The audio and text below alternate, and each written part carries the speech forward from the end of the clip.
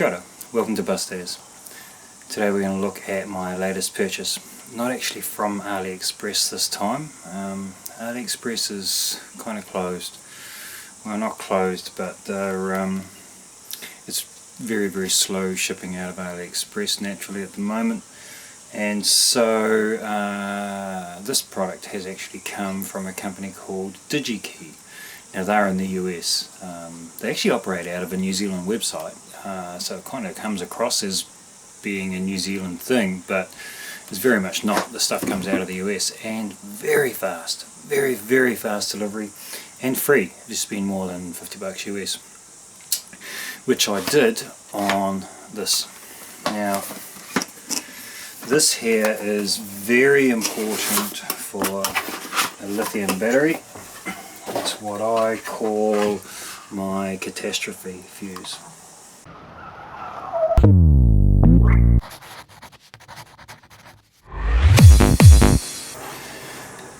Now this is one heavy piece of kit.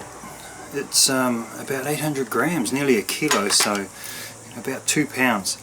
And it's some solid stuff. So you've got a couple of big solid chunks of whatever the hell that is, and a very big fuse in the middle.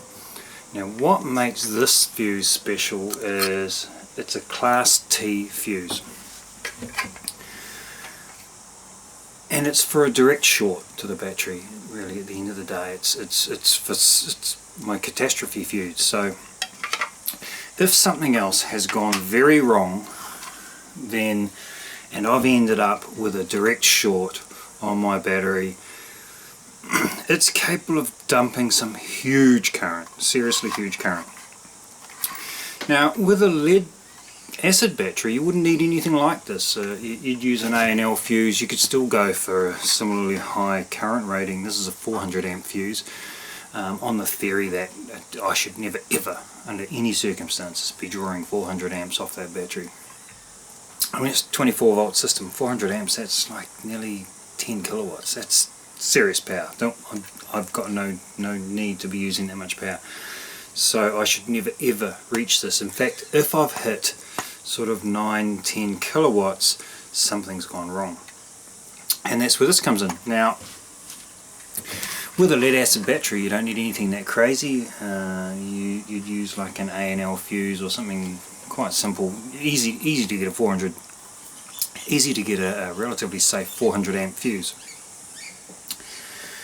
But lithium batteries are a little different in that they're capable of producing much higher currents. And so suddenly what comes into play is a thing called the interrupt rating. Now it's something I've actually only recently learned exists, and there's two sides to a fuse.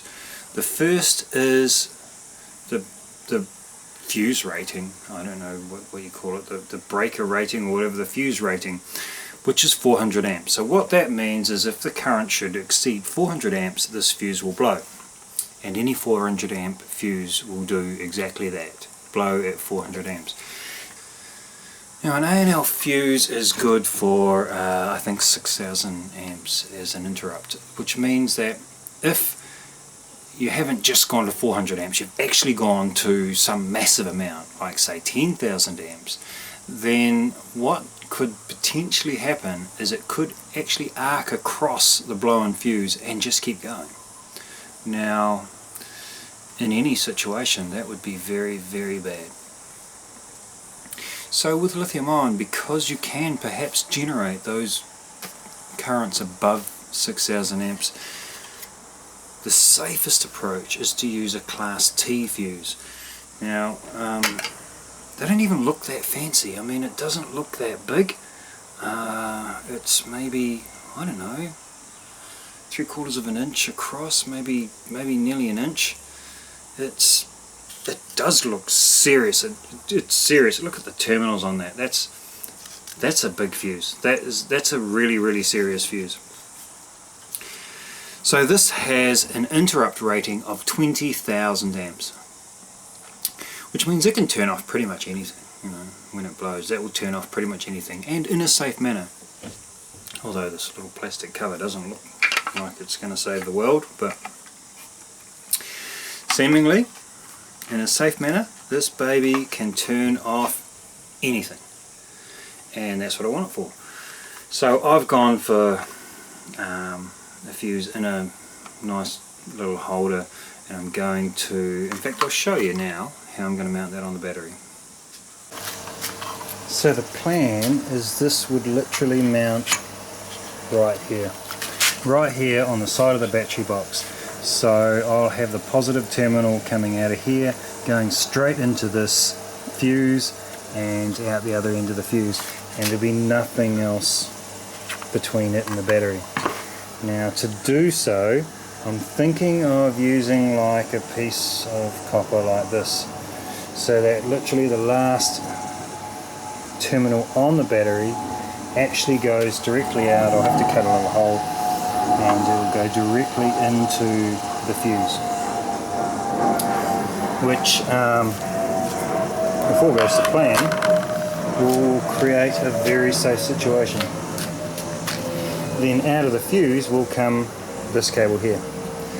So that means that there really is, you know, short of actually shorting out the battery terminals on the battery, which I will be doing my best to protect with some sort of cover over it, there will just be left with no way of shorting out this battery, which, as I've mentioned, is kind of important. In the meantime, it is currently charging. You can see it's flat out also keeping the cells in balance. Those cells with the little arrow on the right hand side, they are being charged ever so slightly slower than the other cells so that they remain in balance. And that's kind of the balancing system doing its thing. And you can see it jumping around, you can see it highlighting the highest and lowest charged cells, and doing this magical thing. 92% charge, so it will fully charge very shortly, and I can begin capacity test. So that's the plan. Now I bought this from, as I mentioned before, Digikey. Now what a cool company. The website's easy to navigate. You can find what you want so long as you've kind of got some idea of what you're looking for. Those of you that have been into electrics and electronics for longer than me will probably be already well aware of them, and if I'm only just learning what you already know, then feel free to hit me up about it in the comments below. But they're great. Now I placed the order online. I ordered a fuse holder and a fuse. I thought it was really weird that the fuse holder was worth more than the fuse, but ordered that, and then not long after I ordered it, I thought I'll have another look at that, and then realised that the fuse holder comes with a fuse. Now these are an expensive fuse, and realistically, if this blows, something's gone very, very wrong. So ideally, this is one of those toys that you'll never ever use. That's the plan. Like this, if this blows, I'm in trouble. So hopefully I'll never ever need a second one of these. So they rang me not long after I placed the order from America and said, hey, look, you know, you've placed this order, we just want to check your details. And I said, look, I think I've made a bit of a mistake. I've ordered a fuse and a fuse holder, which I now understand comes with the fuse, and the nice lady confirmed, yes, the fuse holder does come with the fuse. Would you like me to cancel the fuse? So yeah, that's great. And she mentioned a little thing. She says, well, that'll save you sending it back. And I hadn't even actually thought about the fact that they have quite a good returns policy, so I could have just sent it back. Anyway, great company to deal with, very, very fast delivery. I ordered it, I think Wednesday last week, and received it today, Monday. Would have probably been earlier, but it's a weekend here. I think they were anticipating delivery on Saturday from America to New Zealand at the bottom of the world. Pretty damn cool, right? Anyway, so that is my newest toy. It's just a short video, but it's a very, very important component in my battery build. So I will very shortly put that on and just ensure that there's less that can go wrong. I mean, these are, it's easy to forget just how powerful this battery is. Like, it's just run a fan for 2 days straight, quite a big grunty fan blowing wind around my garage for 2 days, constant load of 4 point something amps without any effort at all. So it's got some power, and I've yet to really wind it up with some high loads, but it's easy to forget just how potentially dangerous these low voltage batteries are. So I think I'll go and put this on. Anyway, thank you for watching. If you want to know more about this, just message me down below and I'll give you some specs and some part numbers and stuff if you need, and if you're interested in buying one.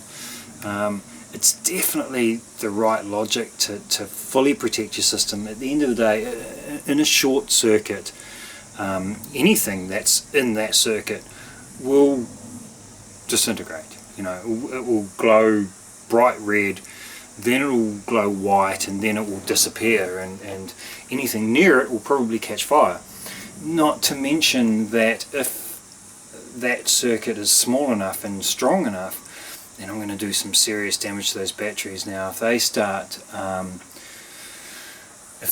discharging at their maximum potential rate, then there's all sorts of exciting things that could happen, and the bus might be no longer. So it's really quite important that I do protect that from ever happening. And this right here, that's the solution. So thanks for watching. Hope you enjoyed the video. If you want to watch more of my videos and see how this battery build goes together, then you really should like and subscribe, and in fact, maybe you could watch that video there, because that might be just up your alley, and then maybe subscribe like there. Either way, push all of the buttons, even that little bell thing which will tell you there's, hey look, there's another video. That idiot with the big grunty fuse, he's done another video. And hopefully what that means is we'll see you again soon. Take care. Mā te wā.